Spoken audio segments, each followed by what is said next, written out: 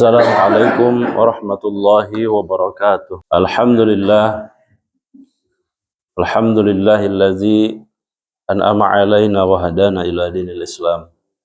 Asyhadu an la ilaha illallah wa asyhadu anna Muhammadan abduhu wa rasuluh. Allahumma shalli ala sayyidina Muhammad wa ala ali sayyidina Muhammad.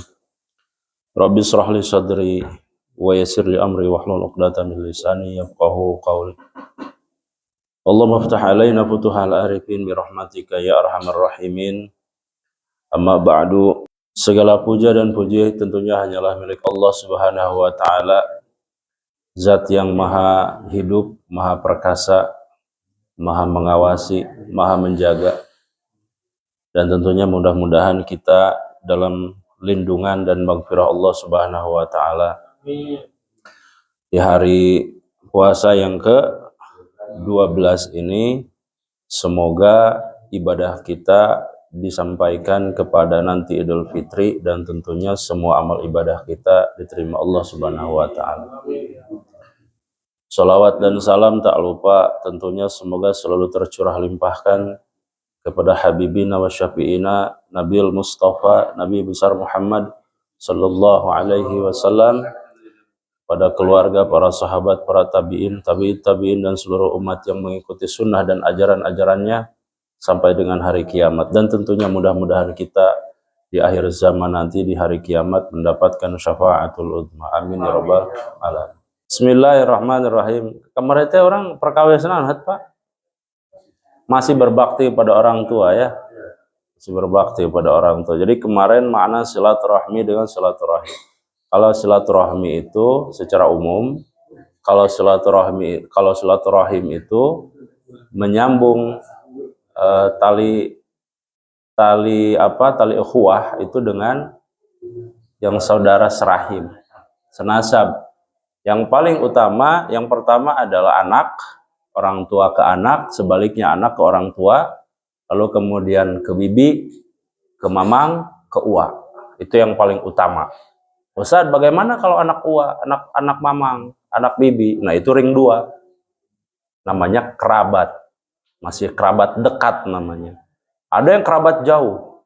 Kerabat jauh itu berarti masih ada ikatan keluarga tapi jaraknya sudah jauh. Itu jadi ada ring-ringnya, ring 1, ring 2. Gitu ya. Mana yang paling utama? Yang paling utama adalah menyambung tali silaturahmi dengan silaturahim dengan senasab. Itu yang paling utama, Pak. Bismillah, kita lanjutkan ya. Dalam surah Al-Isra, a'udzubillahi minasyaitonirrajim, di ayat yang ke-23 dan ke-24 tentunya ini sering sekali kita dengar, Pak, ayat ini. Ini saya akan buka dengan ayat ini. A'udzubillahi minasyaitonirrajim. Wa qadha rabbuka alla ta'budu illa iyyahu wa bil walidaini ihsanan imma yablughanna indakal kibar ahaduhuma aw kilahuma fala taqul lahumā uff wa la tanharhuma wa qul lahumā qawlan karīmā wakhfid lahumā janāha dzulla minar rahmati wa qur rabbirhamhuma kama rabbayani shaghira. Apa artinya? Dan Tuhanmu telah memerintahkan agar kamu jangan menyembah selain Dia. Dia itu siapa? Allah. Dan hendaklah berbuat baik kepada kedua orang tua.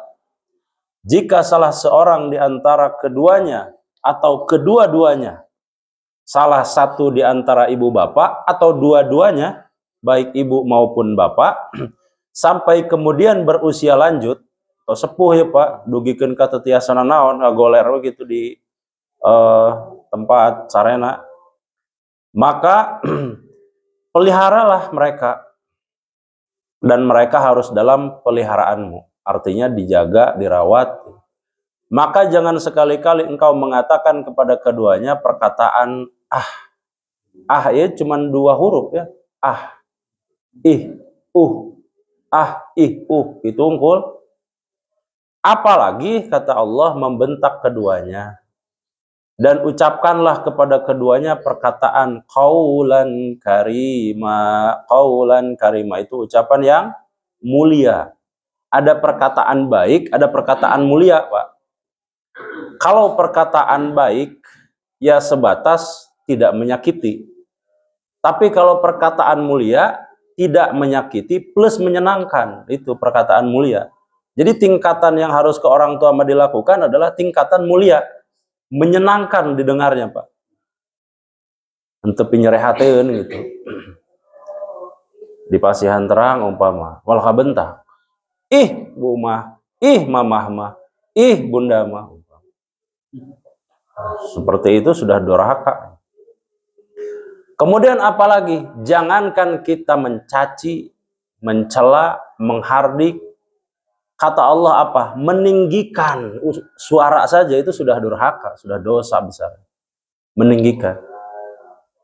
Jang, kaserkeun uyah.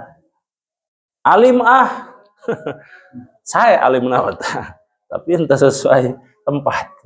Alim ah, meninggikan suara lebih dari orang tua, dosa.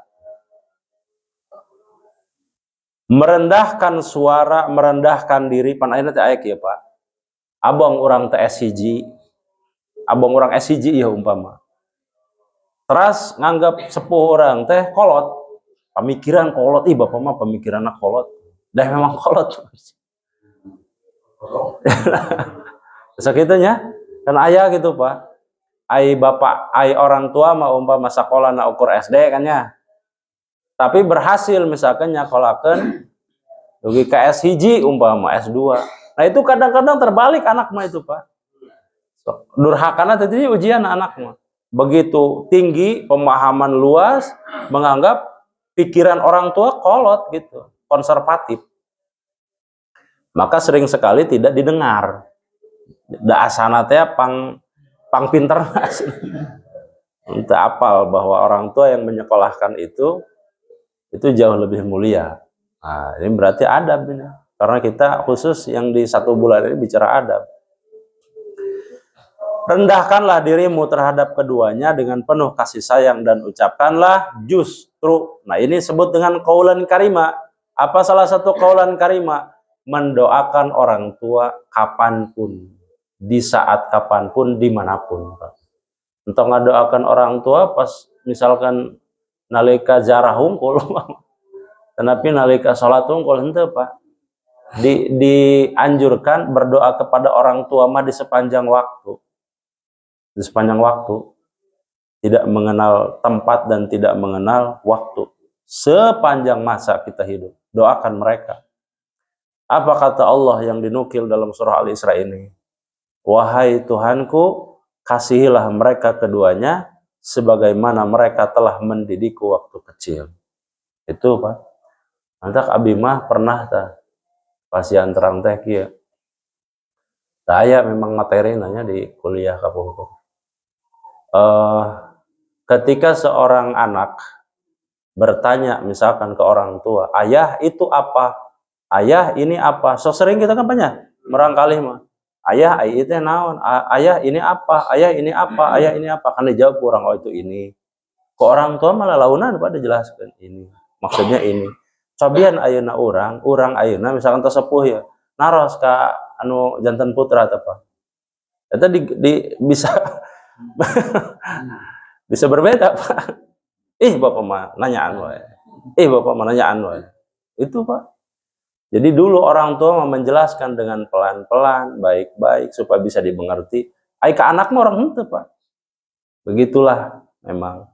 Jadi ujian seorang anak apalagi pada saat nanti sepuh, pikun, Pak, pikun. Bapak mah capek menjelaskan. Capek. Padahal mah dulu orang tuanya mendidiknya dengan pelan-pelan dan penuh kasih sayang. Tapi setelah kebalikannya enggak. Maka kemudian banyak ungkapan, kalau satu orang tua bisa menghidupi 4 orang anak, tetapi 4 orang anak belum tentu bisa mengurus 1 orang tua. Nembe 1, nembe hiji. Can 2-2 nah hiji. Tetiasa ngurus. Sibuk teh, Pak. sibuk. Ya sibuk. Ente jadi maut. Yang menariknya, Pak, berbakti kepada orang tua dalam surah ini, dalam ayat ini, itu disandingkan dengan tauhid. Satu tauhid, tidak menyekutukan Allah. Dan yang keduanya adalah berbakti kepada orang tua. Jadi berbakti kepada orang tua ini disebut dengan birrul walidain. Kita sudah bahas birrul ya. Birrul itu adalah kebaikan tingkat tinggi. Paling puncak dari kebaikan adalah birru namanya. Birrul walidain. Artinya apa di sini, Pak? Bahwa berbakti kepada orang tua itu puncak dari sebuah ibadah yang kita lakukan kepada Allah yang disejajarkan dengan tauhid. Allah ta'budu illa iyyah. Sejajar itu, Pak. Sejajar. Artinya apa? Nanti kita bahas bahwa ternyata nanti dosa kepada orang tua, hadis Nabi mengatakan itu tidak menunggu sampai hari kiamat. Di dunia nanti sudah dibalas, sabda Nabi. Nanti kita bahas. Itu pembuka saja. Bahwa kata Ibnu Katsir dalam tafsir Ibnu Katsir menyatakan bahwa perintah tauhid ini disandingkan dengan birrul walidain yang menunjukkan bahwa besarnya hak orang tua kepada anak setelah hak Allah. Besarnya hak orang tua kepada anak setelah hak Allah.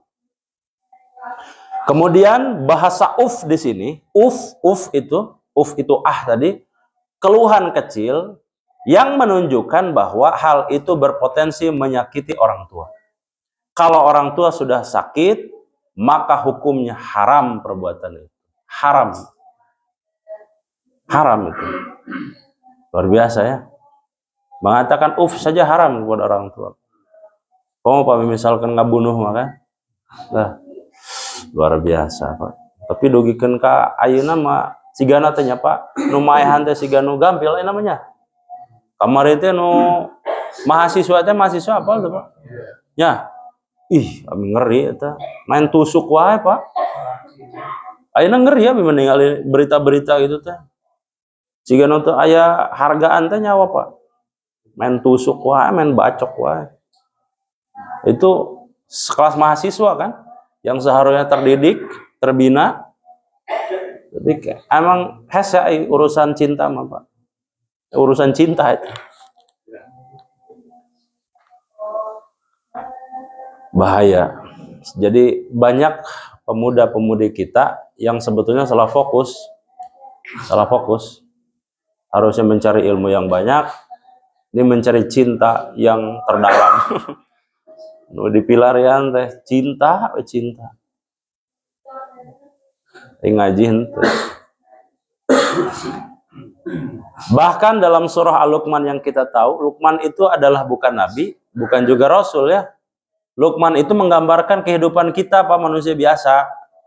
Manusia biasa yang punya anak, kemudian anaknya itu diwasiatkan apa? Supaya berbakti kepada orang tua, lalu kemudian tidak menyekutukan Allah. Dalam surah Al-Luqman ayat 14 Allah menjelaskan, wa wassaynal insana biwalidayhi hamalathu ummuhu wahnan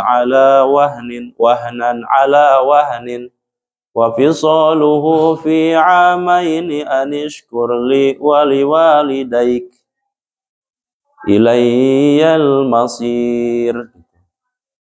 Kami wasiatkan kepada manusia agar berbuat baik kepada orang tuanya. Lalu kemudian kata Allah, ibunya telah mengandungnya dalam keadaan lemah. Kalau ada orang yang lemah, Pak, wahnan ala wahnin, bahwa sedang mengandung itu Pak, orang mantenya. Tapi abdi nuju ayeuna ya. Terus 3 bulan juga. Tapi teu keluar-luar orokna, Pak. Bapak seberapa? Terus lami sih mah teu keluar-luar. Ya.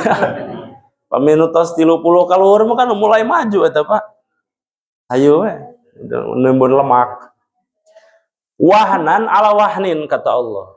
Kalau ada orang yang lemah, puasa leles urang Pak, leles pisan puasa. Tah nu hamil mah leuwih-leuwih ti kitu berarti. wahnan ala wahnin, selemah-lemahnya, selelus-lelus, nah gitu. Itu wahnan ala wahnin. Pada saat mengandung, Pak. Entak entong iya, Pak, kana ngandung makan hamil, tong maido cenah. Dan memang begitu, Pak, keadaannya berat. Urang bagi nukir ada abotnya banyak. Ieu mah aya orok, pan. Nu hiji aya nu dua, kamari maninggal ya bina YouTube aya nu tilu. Wah, tilu. Kabayang pan eta teh, Pak, urang. Urang miceun we, Pak, itu luar biasa kok sekarang ngaheudeunnya. Tah ieu mah alahirkeun, Pak, berjuang antara mati dan hidup dan mati. Luar biasa. Jadi wajar sekali Allah kemudian mengatakan haram hukumnya. Kita mengatakan saja, haram hukum. Insyaallah, Pak. Barangkali terlalu banyak dosa kita kepada orang tua ya, yang tidak terasa. Sepertos biasa we orang, mamah, ternyata dosa. Ibunya yang telah mengandungnya dalam keadaan lemah selemah-lembahnya. Kemudian menyapihnya dalam 2 tahun. Menyapih itu teh naon, Pak? Teu nyusuan. Jadi sunahnya menyusui adalah sampai dengan 2 tahun. Dan ternyata secara ilmu medis pada saat air susu sampai dengan usia 2 tahun itu akan lebih mencerdaskan dan menyehatkan dibandingkan susu sapi. Lebih menyehatkan, Pak. Cirina ieu mah anu sok ku susu sapi mah lehoan we nu aya. Lehoan. Karena sistem imunnya lemah. Lehoan panas, sumeng. Sakapung-kapung panas. Nah, sakapung-kapung demam gitu. Sakapung-kapung lehoan. Itu.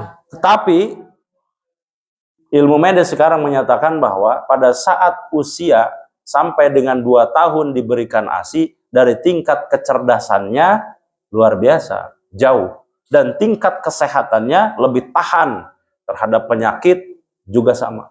Jadi kesehatannya terjaga, kepintarannya juga terjaga. Dan Allah yang mengabarkan itu melalui lisan nabinya yang mulia. Maka setelah itu apa kata Allah? Bersyukurlah kepadaku dan kepada orang tuamu. Yang jadi pertanyaan, Pak, bersyukur kepadaku disandingkan dengan bersyukur kepada orang tuamu. Kenapa ya? Kenapa disandingkan ya? Tadi disandingkan tauhid dengan birrul walidain. Sekarang disandingkan juga bersyukurlah kepadaku dan bersyukur kepada orang tuamu. Kenapa harus bersyukur kepada orang tua, Pak? Ayo, kenapa coba? Kenapa coba, Pak? Pertama yang telah melahirkan.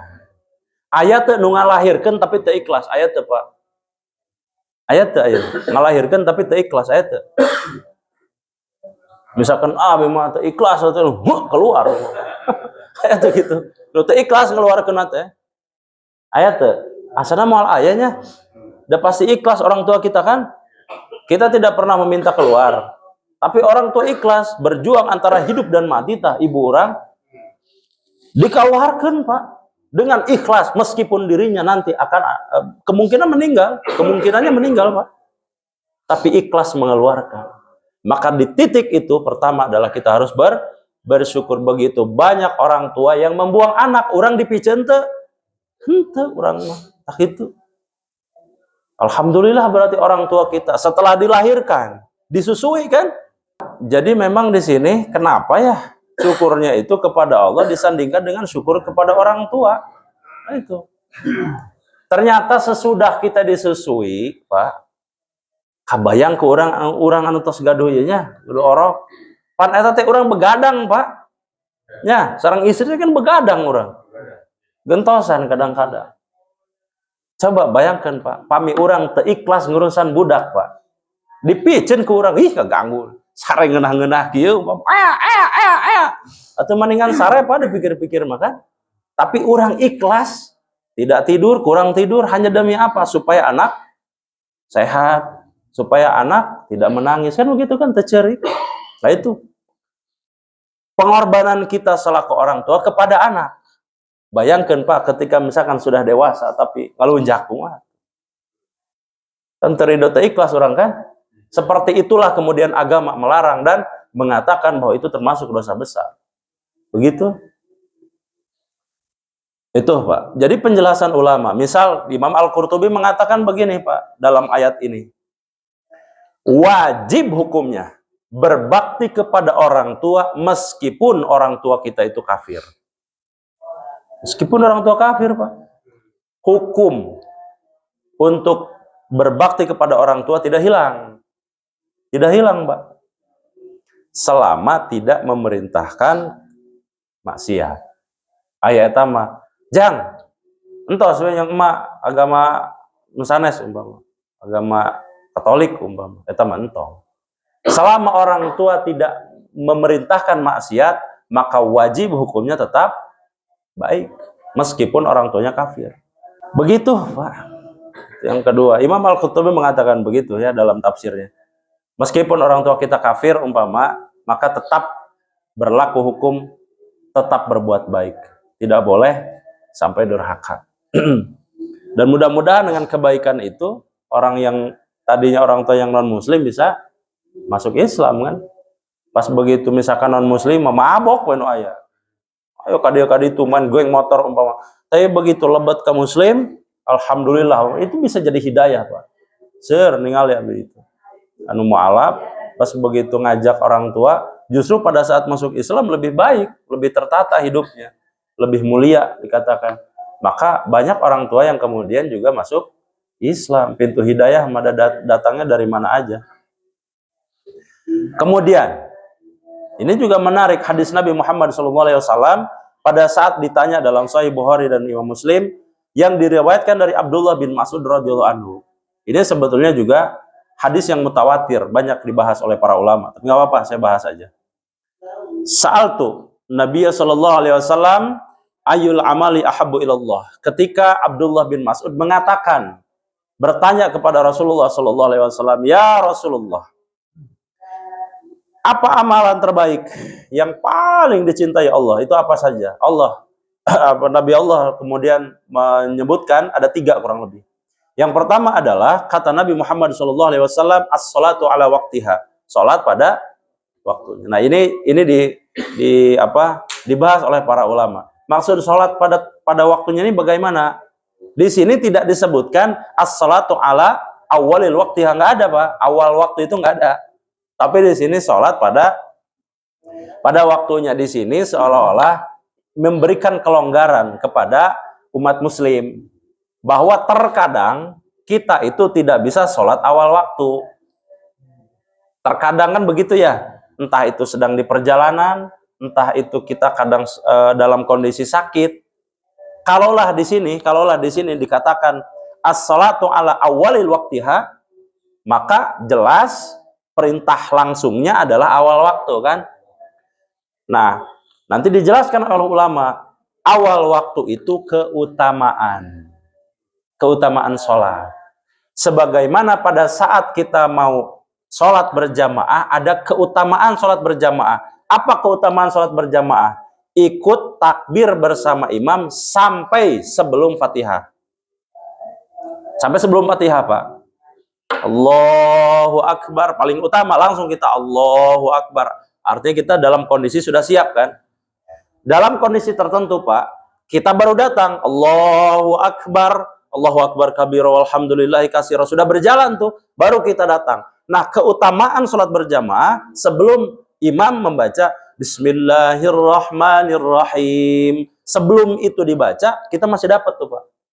Tapi kalau sudah lewat, keutamaan sholat berjamaah di awal sholat berjamaahnya hilang. Begitu. Paham sampai sini, Pak? Maka kejarlah, ini yang diperintahkan oleh agama. Yang dianjurkan adalah carilah keutamaannya, dan keutamaan dalam sholat adalah di awal waktu. Berikutnya, apalagi kata sahabat itu, yaitu beliau menjawab berbakti kepada orang tua. Nabi mengatakan qala birrul walidain. Ini lagi-lagi Pak, birrul walidain ini disandingkan dengan sholat, ibadah, tauhid. Lagi-lagi begitu. Saking pentingnya berbakti kepada orang tua. Lalu kemudian apalagi kata sahabat, qultu summa ayun qala al jihadu fi sabilillah. Jihad terakhir, Pak. Jihad disebutkan terakhir. Yang pertama adalah sholat pada waktunya, yang kedua berbakti kepada orang tua, dan yang ketiga jihad fisabilillah. Jihad fisabilillah, Pak. Kalau kita paling gampang menyederhanakan begini, Pak. Berarti satu acan jihad kajauh, jihad terdekat adalah membahagiakan orang tua. Paling sederhana begitu, Pak. Paling sederhana begitu. Ditong Allahu Akbar, berangkat Palestina ayeuna, berjuang, takbir. Allahu Akbar. Umpama misalkan pas ningali sepuhna kalaparan, haram. Orang tua dulu, baru kemudian yang lain. Begitu ya. Disebutkan siap. Nanti di hadis sahih, Pak, itu disebutkan menyambung tali silaturahmi kemarin ya, kita bahas. Menyambung tali silaturahmi dulu orang tua kita kemana, itu juga termasuk, Pak. Itu kebaktian orang tua. Seandainya mereka masih hidup, mereka akan mewasiatkan, Jang umpama, Cep, tuh kasih bapak itu, kasih emak itu, pami hirup kene apa sih gitu, atau Pak. Maka memang kata Nabi, menyambung tali silaturahim yang dulu pernah orang tua kita lakukan, kita juga demikian. Itu termasuk dalam kategori berbakti kepada orang tua. Begitu. Sehingga keluarga-keluarga yang barangkali dulu pernah didatangi, yang sering sekali umpamakan ada ya intensitasnya tinggi gitu, pami ieu teh. Si bapak kemana? Oh, ka bapak iya, kasih uwa iya gitu. Biasa begitu. Maka kata Nabi itu juga harus dilakukan oleh anak sebagai bentuk berbakti pada orang tua. Itu satu, silaturahim ya. Yang kemudian berikutnya juga kalau mendoakan tadi termasuk. Sering-seringlah kalau sebisa mungkin, Pak, sebisa mungkin memang ke kuburan ya. Ke kuburan, Pak. Sebisa mungkin itu ziarah. Ziarah itu penting sekali, Pak. Penting sekali. Kalau barangkali dulu ya, masih hidup, apalagi pas mau lebaran ini kan momen, Pak. Menuju aya keneh banyak orangnya. Aduh, panu diudah teh kurang pas sepuh. Jauh-jauh oge kurang dilakonan. Gitu. Andi ka Banten oge jauh-jauh lakonan.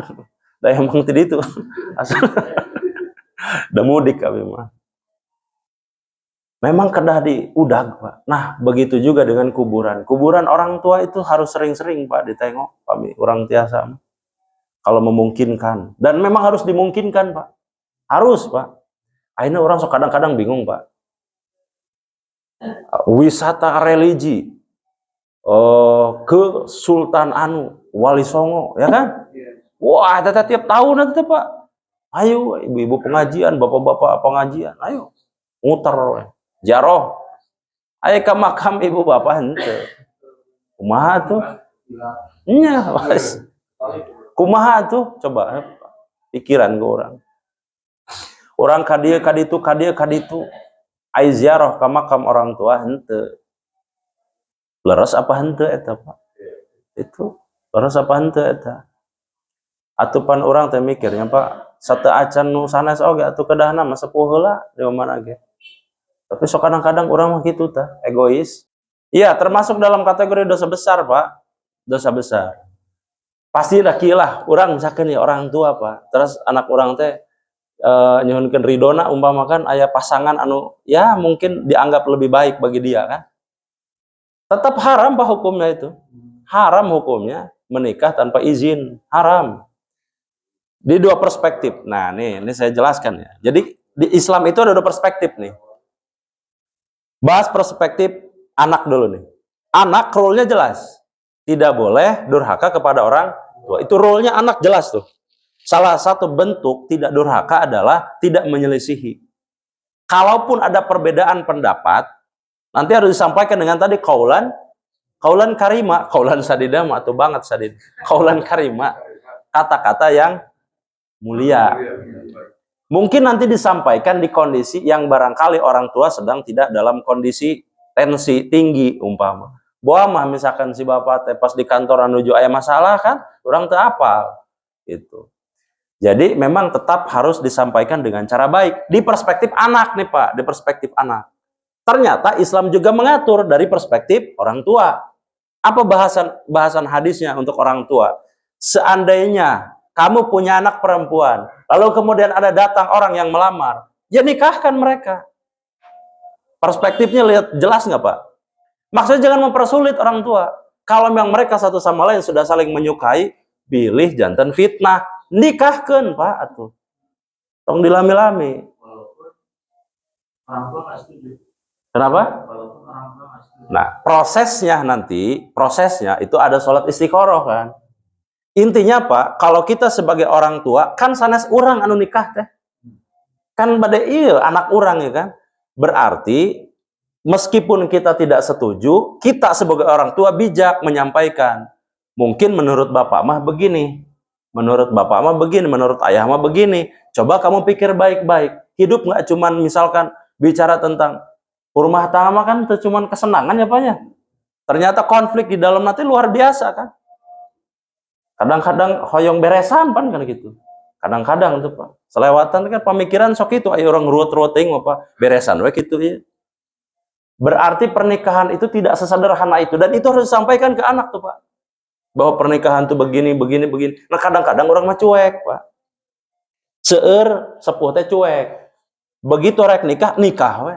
Tapi teu aya wejangan nu mendalam gitu Pak. Nu mendalam. Abdi mah kapungkur ka karai ya. Karai kaponakan alok lah. Pas begitu rek nikah dibahas ku abdi. Dimulai A sampai Z nah. Dimulai pertama kali ternyata menikah itu tina cinta kan. Pas begitu kayak si pernikahan berjalan cinta bisa hilang. Ya kan? Anu tadina misalkan katingali geulis, imam kata-kata ulama nih Pak. Ketika sudah menikah, sebelum menikah tidak ada orang yang paling cantik kecuali dia. Ya. Sebelum menikah itu. Tapi begitu sudah menikah apa yang terjadi? Tidak ada orang yang lebih jelek kecuali dia. Yang lain semua cantik kecuali istri. Bisa berbalik Pak. Kenapa? Karena sudah sering melihat. Dan ingat, setiap kali kebiasaan berlanjut, itu akan menyebabkan kebosanan. Dan itu sudah manusiawi Pak. Manusiawi. Maka kemudian Islam mengajarkan bahwa kepada istri itu nanti akhirnya bukan lagi sebatas cinta. Tetapi Allah lah yang menjadi penguat. Kan begitu. Pami urang misalkan Pak ya, nurutkan hawa nafsu atau setika pungkur kan orang terus pisah umpama Pak. Lu bosan teh ieu teh, wah cekcok teh kan sering. Iya, gentos sabaraha istri urang Pak eta. Ya kan? Misalkan bentrok deui sakieu, sentrok deui, pasea deui, pisah deui, kawin deui, wah gitu.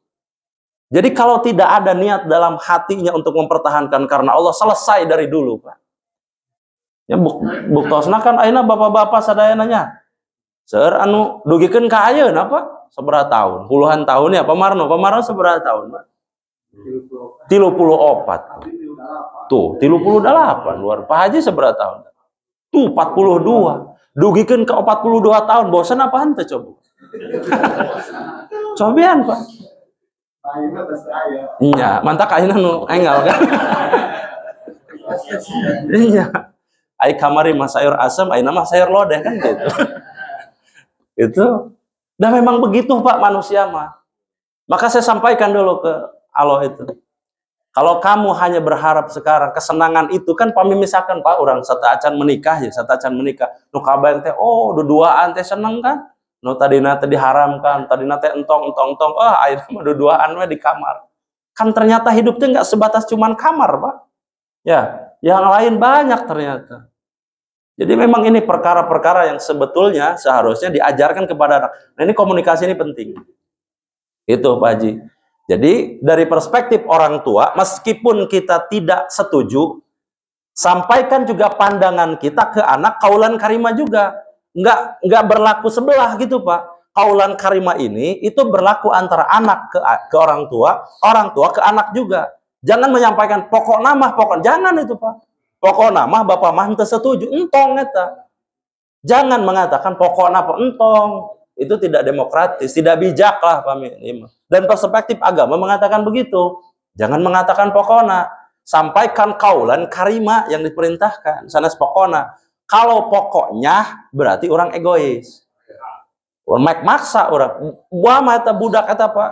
Di belakang makin kumaha di pengkeran orang. Waduh, bahaya itu. Bahaya sekali. Itu. Maka sampaikan pandangan, kalau memang dia tetap seperti itu, ya udah, Bapak mah cuma bisa mendoakan, meskipun Bapak sebetulnya tidak setuju. Nggak apa-apa, silahkan aja. Pertimbangkan baik-baik, jangan cepat mengambil keputusan sekarang, biarkan beberapa lama dulu, misalkan sebulan lah. Nanti kamu pikirkan baik-baik, coba kata-kata Bapak ini, ayah ini, umpam. Dari situ kalau sudah keputusan kamu bulat, oke, nggak apa-apa, silahkan. Akhirnya apa? Kita cuman bisa mendoakan. Karena boleh jadi kita juga salah, Pak. Jadi jangan berasumsi apa yang kita katakan itu benar gitu, Pak. Itu juga nggak boleh. Boleh jadi anak yang lebih benar. Dalam perspektif ini berarti kita netralkan pandangan kita. Boleh jadi kita yang salah, anak yang benar. Boleh jadi anak yang salah, kita yang benar. Di situ kita tuh komprominya. Makanya tidak cepat-cepat kalau menikah mantong lah. Santuy. Santuy. Mangga. Katanya ada yang saya baca gitu ya. Jadi kalau ibu katanya pas gitu ya dengan kalau manusia. Umumnya selalu ya di depan pernikahan anak putri itu baik-baik saja. Ya. Sependek pemahaman saya, Pak, memang di hadis tidak ada ya penjelasan ibu lebih peka. Itu barangkali karena kebiasaan kebiasaan sosial mungkin ya. Kebiasaan sosial, dan mungkin karena secara naluri ibu ke anak itu jauh lebih dekat dan ya karena melahirkan. Tapi kalau kita bicara, Pak, terkait dengan tuntunan agama di dalam membahas sebuah pernikahan anak itu, memang kita sudah diajarkan bahwa pertama kita memang turut berperan, Pak, untuk memilih pasangan dalam arti menyeleksi gitu. Menyeleksi itu memang ada, Pak. Menyeleksi pasangan. Kenapa? Karena ini anak kita. Jangan sampai setelah kita serahkan, kan kalau sudah diserahkan milik dia kan. Dan kita sudah tidak ada kewajiban untuk menafkahi, Pak. Berarti yang menafkahi nanti suami, gitu kan, kalau anak kita perempuan. Nah, pada saat kita mau menyerahkan ini kan kita harus selektif. Nggak begitu caranya kan, begitu langsung siga orang icalan nonton namina paha ayam kan. Silahkan jual sekian harga kan itu orang. Iya saha, bebet bobot bibit nanti kan harus diperhatikan kan begitu ya. Maka karena memang kita punya wewenang untuk menyeleksi, ya kan. Nah, agama menuntun pertama adalah dikenalkan dulu kan. Kira-kira ini siapa, latar belakangnya bagaimana itu. Nah, biasanya dari informasi itu seorang ibu mulai mencoba memahami gitu orangnya seperti apa, nanti kira-kira cocok nggak dengan karakter dia. Kan karakter yang paling tahu itu ibu kita, Pak, dibandingkan ayah. Itu paling tahu tuh si anak imakia, si anak itu biasanya ibu, karena secara naluriah lebih dekat kan.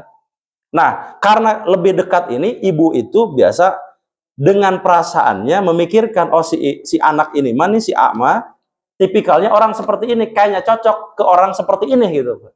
Dan itu yang kemudian Bapak tidak tahu. Karena Bapak yang nyari nafkah di luar. Nah, ibu ini yang biasanya lebih memahami karakter satu persatu anak. Dan ibu menginginkan si anak yang karakter seperti ini mungkin cocoknya dengan ini gitu. Cocoknya dengan ini. Nah, dari situ kemudian barangkali firasatnya bermain, nalurinya bermain. Nggak apa-apa, Pak, tadi sudah dibahas ya. Jadi kalau misalkan kita tetap kasih pandangan, tetap mau dia, nggak apa-apa. Kita doakan saja. Kita doakan saja. Dalilnya apa, Ustadz? Lasta alaihim bimusaitir. Udah itu aja. Kita tidak menguasai hatinya. Kalau memang dia punya pilihan, silahkan. Tugas kita hanya memberikan pandangan. Entos gitu. Kasih pandangan. Kalau memang kamu tetap demikian, memilih dia sebagai pasangan, silahkan aja. Kita doakan yang terbaik. Begitu. Bisa ada kata-kata gini, besok kemudian datang, anak orang bertanggung jawab misalnya. Jangan, entong, Pak. Orang tua rata-rata misalnya. Entong, Pak. Entong. Waktu eta mah sami sareng nyungkun eta mah. Saking kesal penurut kasarnya. Nah, eta. Memang Pak, pami orang tengawas Pak ya, pami orang tengawas. Kadang-kadang kita ada egoisme orang tua. Egoisme orang tua padahal nggak boleh Pak. Satu waktu begini, Umar bin Khattab ketika mau menikahkan anaknya Abdullah bin Umar dengan seorang perempuan, nu dipilaren teh kumaha Pak? Hiji waktos Sayyidina Umar bin Khattab Pak, karena saking lelah Pak mengawasi kaum muslimin. Karena di zaman Khalifah Umar bin Khattab itu hampir semua kaum muslimin itu tercukupi kebutuhan Pak. Hampir tidak ada yang miskin. Meskipun waktu itu ada di wabah satu zaman beliau terserang wabah luar biasa. Kemudian ada banyak juga paceklik ya. Tapi secara umum masyarakatnya makmur. Secara umum. Satu waktu ketika sudah lelah Pak mengawasi kaum muslimin itu, beliau duduk di salah satu di salah satu tempat dan ternyata mendengar percakapan ibu dan anak, ibu dengan anaknya perempuan. Kata si ibu, kamu ini jualan susu Bu ini, si ibunya ini. Si ibunya jualan susu dengan si anaknya. Kata si ibunya ke anaknya, kamu susu ini campur aja dengan air. Jadi susunya misalkan seliter, airnya setengah liter. Gitu. Jadi nanti setengahnya itu air. Jadi seliter setengah itu susu dengan air. Kan nggak ada yang tahu katanya. Terus apa kata si anaknya ini yang perempuan? Ini kalau seandainya Umar bin Khattab tahu, Khalifah tahu, ini bahaya nih, kita bisa dihukum. Terus kata si ibu, kan dia nggak tahu. Apa kata si anak? Kan Allah maha melihat. Allah teningali. Gitu. Eta teh kadangu Pak. Sayyidina Sayyidina Umar teh caket Pak. Kemudian keesokan harinya Umar bin Khattab mendatangi rumah itu, lalu kemudian mau melihat si ibunya ini seperti apa. Kemudian ternyata melamar untuk anaknya Abdullah bin Umar. Kata Umar bin Khattab, orang seperti inilah yang saya cari. Takutnya karena Allah bukan karena orang. Artinya berarti keimanannya tinggi Pak ini. Keimanan tinggi. Dikatakan Umar bin Khattab kan tidak tahu, tapi Allah maha tahu. Betul memang kan. Dan Sayyidina Umar waktu itu sangat tersentuh gitu. Ada seorang perempuan yang soleh, yang kemudian seharusnya seperti inilah yang harus jadi menantu. Akhirnya dilamar itu Pak, secara langsung keesokan harinya. Ini poinnya memang kita juga berperan dalam mencari jodoh untuk anak. Tidak boleh lah pokoknya hindari egoisme. Wah, eta mah jelas. Kedah itu. Jelas eta mah haram. Pami misalkan angger maksa umpama. Ya sudah, berarti silahkan. Berarti kan mena keluar tadi agama Islam. Dan ingat Pak, seorang anak yang keluar dari Islam secara waris dia tidak dapat. Ya, dan secara hubungan keluarga juga putus itu, karena kita ini hanya mengakui anak yang muslim, meskipun secara hubungan darah tidak akan pernah ada putusnya secara hubungan darah nih Pak, tapi secara hubungan akidah sudah jelas hilang, waris hilang, tanggung jawab hilang Pak, tanggung jawab hilang, mencari kita ngasih nafkah itu sudah hilang juga gitu. Jadi di sini poin penting sekali kita dalam memahami masalah kita sebagai orang tua ke anak, gitu Pak. Ayo deh Pak, mangga. Kalau dalam doa Pak, kalau sendiri liwali walidayya warhamhuma kama rabbayani shaghira. Kalau dalam ilmu bahasa Arab, shaghir itu hal satu keadaan kondisi. Shaghir, waktu kecil, satu kondisi waktu kecil. Nah, shaghir ini kalau seandainya dia bentuk mufrad, maka shaghiro, robbayana, atau ada juga robbauna. Pernah dengar robbauna? Pernah dengar robbauna? Robbauna juga bisa dipakai. Rabbi Allah maghfir lana wali walidaina warhamhuma kama, ada robbauna sigoro atau robbayana sigoro, bentuk jamak dari kata shaghir, shaghiro. Nah, ini harus dibedakan ya. Saghira. Saghira. Saghira. Kalau banyak sighara. Rabbauna atau rabbayana sama. Liwalidaina, liwalidina sama. Ya. Jadi harus memahami saghira sighara. Kalau banyak sighara. Sighara. Rabbauna atau rabbayana sama. Kama rabbayana sighara. Kama rabbauna sighara. Gitu. Ada lagi, Pak? Alhamdulillah. Berarti pahami jempet, berarti Bapak paham. Antara paham sareng hayang uih. Baik. Baik, kita insya Allah akan lanjut di pembahasan berikutnya. Insya Allah, mudah-mudahan kita masih dipanjangkan umur dan diberikan kesehatan. Kalau begitu, kita tutup. Akhirul kalam. Assalamualaikum warahmatullahi wabarakatuh.